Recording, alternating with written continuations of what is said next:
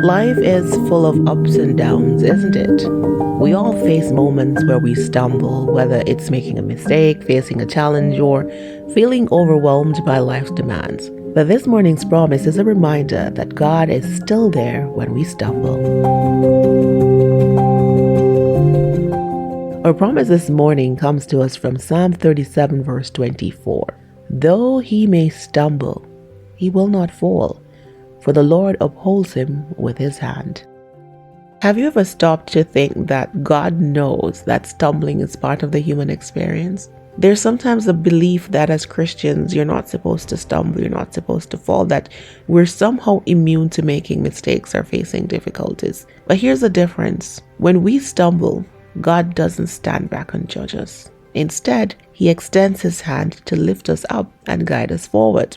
It doesn't matter how many times we stumble. God never gives up on us. He sees our struggles and our weaknesses, but he also sees our potential and our worth. And he's always there to help us get back on track. The thing is that sometimes when we stumble, we feel tempted to try and pick ourselves up or rely on our own abilities to get through the tough times. But what God really wants is for us to lean on him, knowing that his strength is more than enough to carry us through any situation. We may also feel ashamed or unworthy of God's love when we stumble. But here's the truth. God's love for us is unconditional and unchanging. He doesn't love us any less when we make mistakes. In fact, his love for us is what motivates him to reach out and help us. So as we go about our day, I trust that we will lean into God's unfailing love and grace, knowing that he will always be there to help us when we stumble.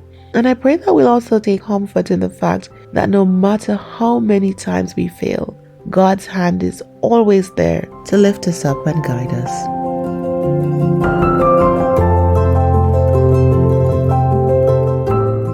That's our promise for today. If you were encouraged by this podcast, I trust that you'll share it with someone else. Have a good day.